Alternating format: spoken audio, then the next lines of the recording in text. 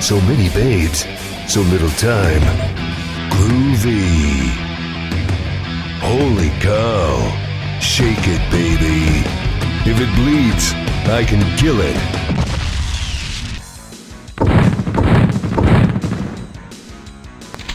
Cool.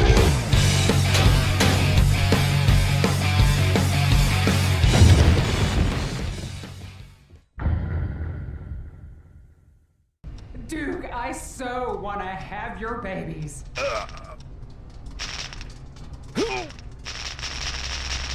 What is up, Dukes, Dukettes, and everyone in between? I can't fake being cheery.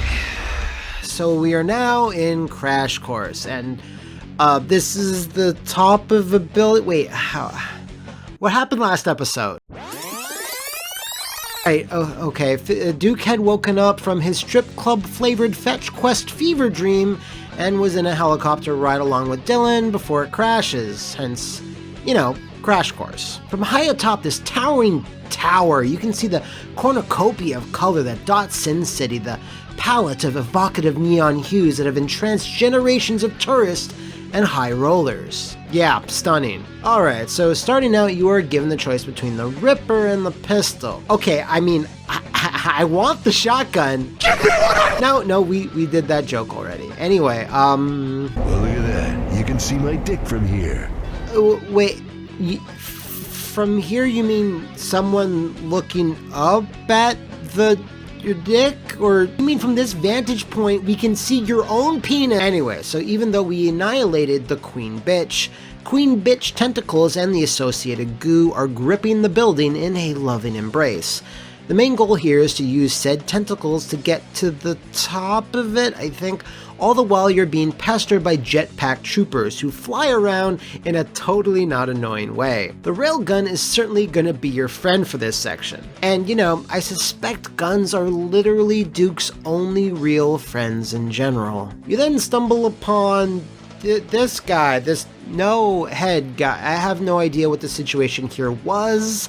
There's a bunch of frisbees with hilariously low-res developer logos sloppily printed on them. Like, what was this? That deadly frisbee from Hard Ticket to Hawaii? Doesn't matter. Pick one of them up for a good ego boost, because nothing inflates the ego than throwing around little plastic discs. Moving on, the bounce pads from the Hive make their welcome return here. Like I said before, these things are kind of fun, and I wish they were used to their full potential. Almost makes you think of much better games like Rise of the Triad. After that, take this ladder here where you can... Oh, right, sorry.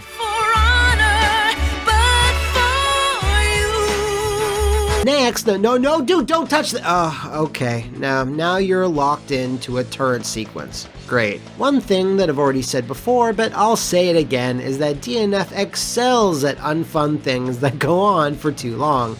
And this part is no exception. After mindlessly shooting down waves of alien aircraft and even more jetpack troopers, you can snag the Baron von Nukem achievement, you know, if you're one of the 4 people on Earth who still care about achievements. The atmosphere of this level is kind of weird. There's no music, and most of the time there's honestly not much going on. Just the sound of wind feels a bit isolated and sort of, I don't know, even Metroid-ish? I mean, Metroid, just with the occasional Duke quip. I'm Duke Nukem, and I'm coming to get the rest of you alien bastards. Blow it out your ass. But cast that fantasy out of your head and just keep working your way up until there's another super long fight with another ship. You get the Devastator, you then grab a jetpack trooper and ride him for an awkwardly long amount of time until a load screen suddenly tells you that you're in Duke Burger, so I guess we're actually heading down now. Wait, why were we going up? Not much to comment on here until you hit the bathroom and your brain starts trying to parse just what the hell is going on.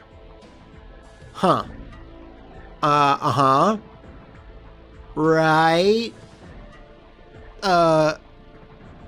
I don't get it. Okay, well, first let's just head into these stalls to relieve ourselves and... Oh, convenient porno! So this one is called,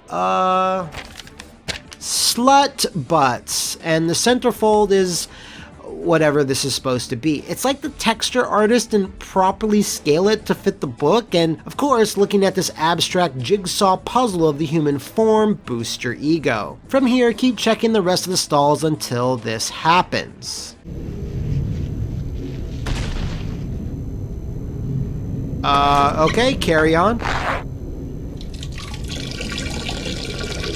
Alright, so what the hell is this room's deal? Well, if the shrinking pustule didn't clue you in, and if the out-of-place, carefully stacked items didn't also clue you in, Duke Burger is all about that action figure-sized platforming life. Like I said in our last episode, I find mini Duke sections pretty enjoyable, and they give DNF a different kind of flavor, while still retaining the core elements of shooting gross aliens. It's good fun. Oh, but not this room though, it's more of a weird puzzle sort of thing. Now, before we get right to it though, we have to attend to business.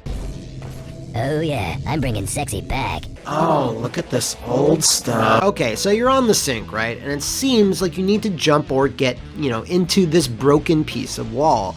The arc's electricity change and fluctuate, so look, I'm an idiot YouTuber, but I got the idea that I need to time my jump when this one arc disappears to get inside. No! Yeah, that's wrong. After a long while of me being me, I finally realized you're not supposed to be jumping on the sink right now at all, but instead, you gotta head on over here, crouch down, embiggen, turn off this panel, admire yourself in the mirror again. You wanna touch it, don't you? Touch what, Duke? Slap on your radioactive sunglasses, re-shrink, then jump into the wall. Okay, so this is now turning into Duke Burger Part 2. And the first thing what? Whoa. You want fries with that? Okay, that's pretty neat. In a nice touch, getting shot from the pint-sized piggies does almost no damage, which only makes sense in a world where a steroid-addicted homicidal maniac owns his own burger chain. Eventually, you'll see lots of deliberately stacked items for pint-sized platforming, so you'll need to initiate shrinkage yet again. Climb up on this counter here and... Oh, okay.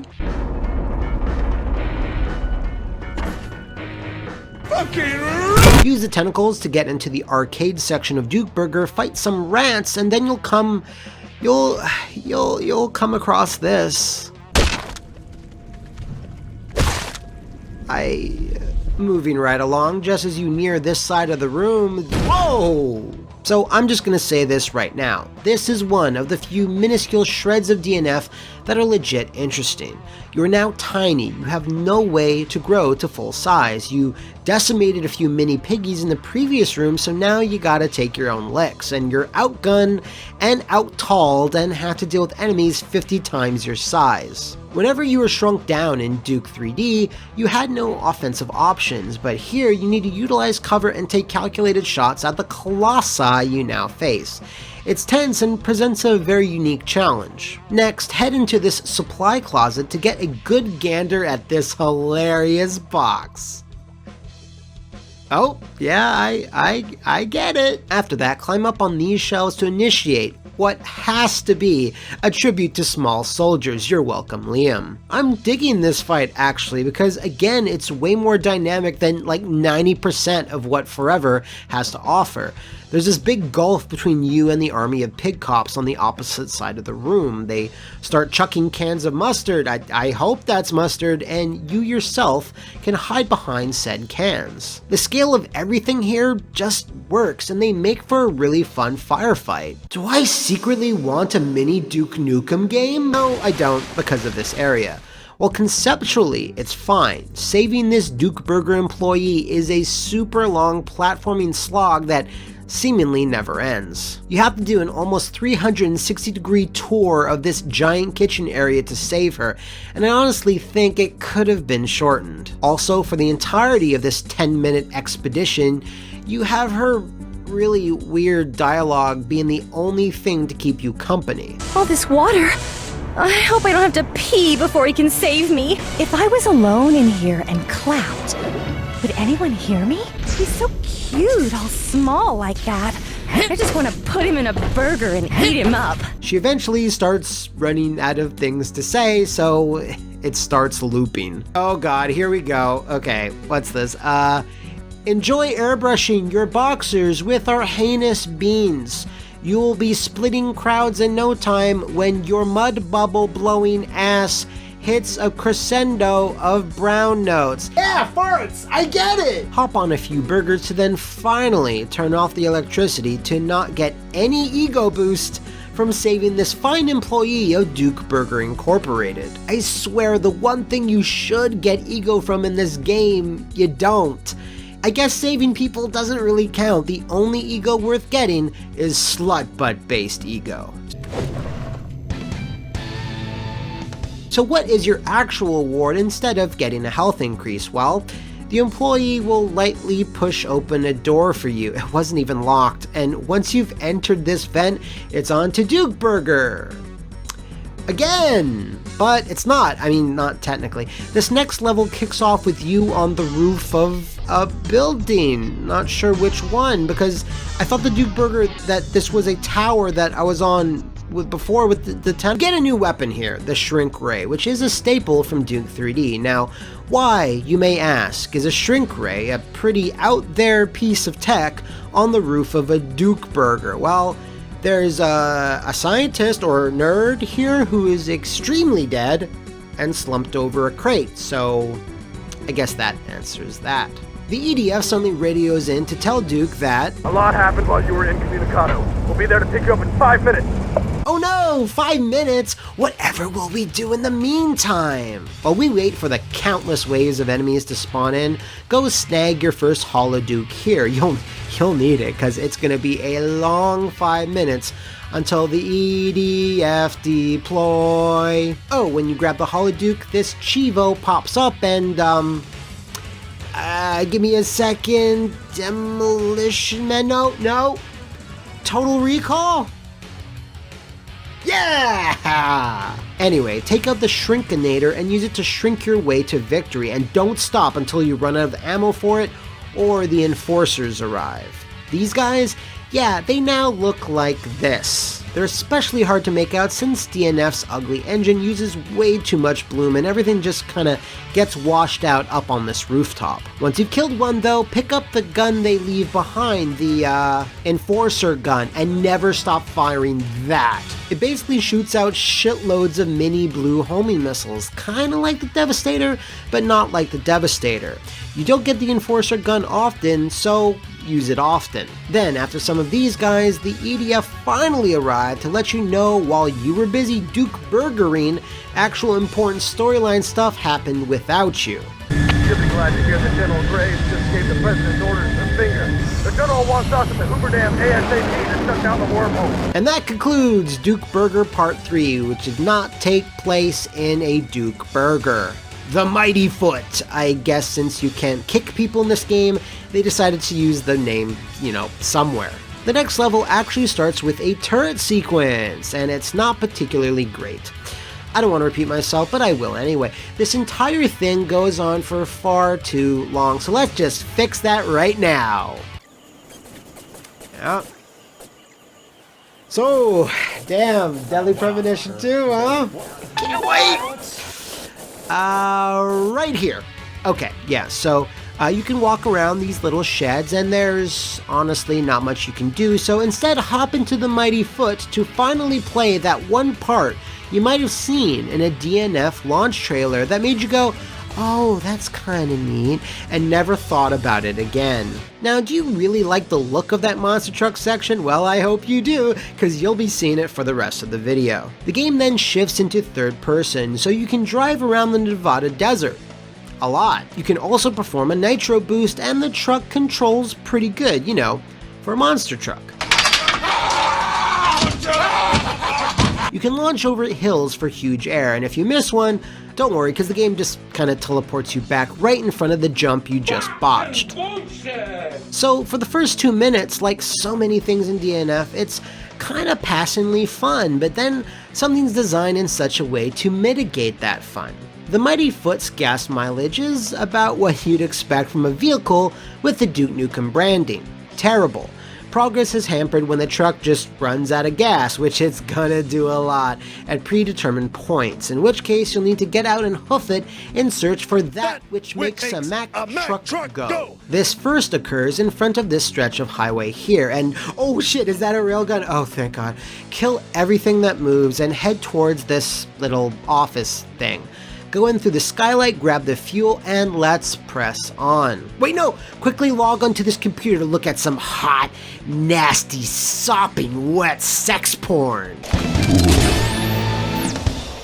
Yes, very erotic. Get back into your truck and tear ass down the rest of the highway to enter Ghost Town! You know, the level that was always visible in early versions of Duke Nukem Forever that Randy Pitchford refuses to release. Once you clear a few more jumps and do a few cool tricks like I did here, you'll finally arrive at the eponymous Town of Ghosts. Now, even if you don't want to stop here, tough titties, because your shitty truck is already out of gas, so you'll need to track down more in this abandoned Wild West town that shouldn't even really exist. Nevadians, please let me know if there's abandoned old-timey cowboy towns in your state. Now, to be crystal clear, this place is not actually named Ghost Town, but rather Morningwood. Because dicks get hard in the morning! But fortunately, what entails once you enter is honestly a pretty fun and challenging area to clear out. Enemies pop out of just about everywhere they can pop out of. There's high roof-based vantage points, lots of cover, and straight-up open firefights. It feels like an actual level that was designed for interesting skirmishes, rather than just the cramped, bland corridors or highways we've seen up to this point. You know, almost feels like a completely different team of level designers put this part of the game together. This big Wild West showdown is then capped off by a crap ton of mancubi, and I'm not gonna lie here, this was a tough little fight, and not in the fuck off way, but in the more surprising damn, okay, this time I'm gonna, yeah, sort of way. Once you've finally killed everything, you are then invited into this main building where precious Gas Chan is being held. To rescue her, you're gonna need to do it via raising platforms and lowering platforms.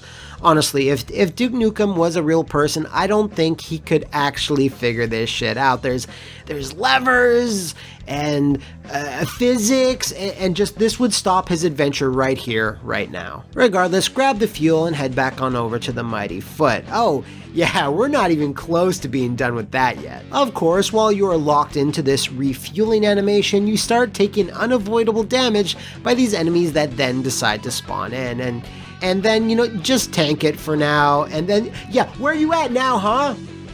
Yeah, where are you at? Oh, there you are. Drive into this cave here, and it's time for Highway Battle. Highway Battle consists of a battle on a highway.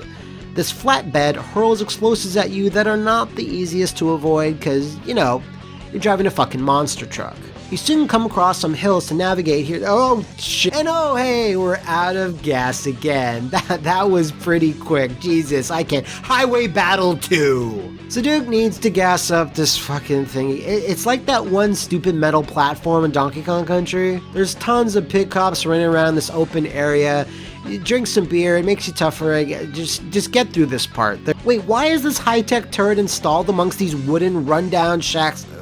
Eventually, this all comes down to you facing off against another ship thing. Man, this happens so much. It's just a long battle that should not be this long. Eventually, after you destroy it, you stagger over to this boarded up entrance of a mine, where Duke then says, "A crowbar would come in handy right about now." So despite being told you need a crowbar, you don't. Just use your gun. Here we have a minecart sequence. Now, I like minecarts in video games. They're fun. Whee! But now we gotta get gas. Yeah, we're still doing that. Now, for whatever reason, the tiny hard-to-hit things from the hive level are back. God damn it.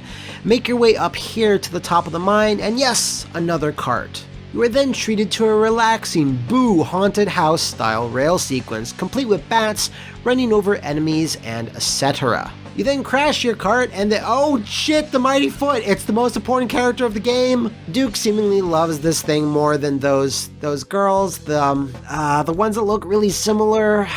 what were their names? I can't remember. So now here we are. Where are we? Right, Dam Top. We say a parting goodbye to the Mighty Foot here as we launch into the Hoover River or lake. I don't know what it is. And ooh, that water is looking rough. It looks very Duke Nukem Forever. Anyway, grab this ladder here and then... And it got such good gas mileage. No! It fucking didn't! Anyway, the president is up here for some mysterious reason, and you can't kill him for an even more mysteriouser reason. He yells at Duke and then just leaves. I'd ask you what the fuck took you so long, but I know it was some sexy thing with 3 titties. Yeah! Dude, you mean the queen bitch? Like, man, that was like yesterday. What then ensues is a highway fight that I'm going to ask an editor to fast forward.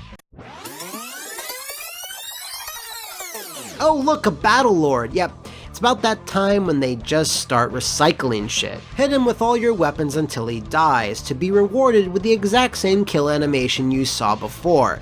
Hey, some guy at 3D Realms probably spent 12 years of his life working on it, so you're gonna goddamn well watch it. Something that 12 years was not spent on was Dylan's dialogue where he goes on and on about his smelly penis. Holy fuck, Duke! This is just like that one time in Beirut! You wouldn't believe the chubby I got! In what is maybe a GoldenEye reference, Duke bungee jumps down the length of the Hoover Dam to finally get a word in with General Graves, which, if you weren't paying attention, was the entire point of this episode. Anyway, General Graves is down in the generator room, Duke. Aw, fuck off! Next time on Matt Nukem Forever. Oh, gross.